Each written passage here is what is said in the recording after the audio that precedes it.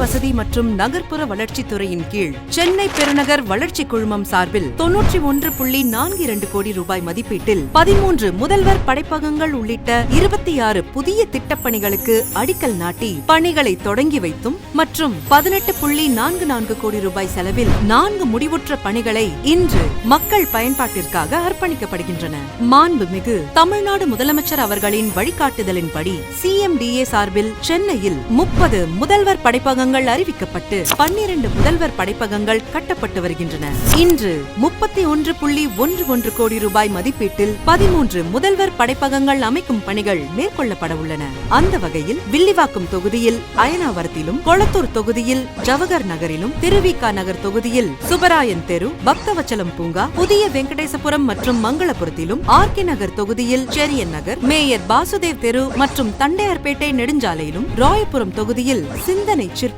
சிங்காரவேலர் நூலகத்திலும், பெரம்பூர் தொகுதியில் எருக்கஞ்சேரியிலும், எழும்பூர் தொகுதியில் ராட்டிலர் தெருவிலும் மற்றும் துறைமுகம் தொகுதியில் சண்முகம் சாலை ஆகிய 13 இடங்களில் முதல்வர் படைப்பகங்கள் அமைக்கும் பணிகளும், சென்னை திருவிக நகர் தொகுதியில் உள்ள ஏகாங்கிபுரம் மற்றும் மங்களபுரம் மாநகராட்சி நடுநிலை பள்ளிகளை 3 கோடி ரூபாய் மதிப்பீட்டில் மேம்படுத்தும் பணிகளும், சென்னையில் 6 அரசு ஆதி திராவிடர் பள்ளிகளை 2.36 கோடி ரூபாய் மதிப்பீட்டில் புனரமைக்கும் பணிகளும், சென்னையில் ராயபுரம், பெரம்பூர் மற்றும் வால்டாக்ஸ் சாலை ஆகிய 3 இடங்களில் 3.84 கோடி ரூபாய் மதிப்பீட்டில் நவீன கழிப்பிட வசதிகளுடன் கூடிய குளிரூட்டப்பட்ட பேருந்து நிறுத்தங்கள் அமைக்கும் பணிகளும், சென்னை கோயம்பேட்டில் தமிழ்நாட்டின் பாரம்பரிய கலாச்சாரத்தை வெளிப்படுத்தவும் மற்றும் தனித்தன்மையை பரிசாற்றும் பொருட்களின் விற்பனையை ஊக்குவிக்கும் விதமாக கைவண்ணம் சதுக்கம் 32.66 கோடி ரூபாய் மதிப்பீட்டில் அமைக்கும் பணிகளும், சென்னை மெரினா கலங்கரை விளக்கம் முதல் தீவுத்திடல் வரை பாரம்பரிய வழித்தடத்தில் அழகுபடுத்தும் பணிகள் 18.45 கோடி ரூபாய் மதிப்பீட்டிலும் மேற்கொள்ளப்பட உள்ளன.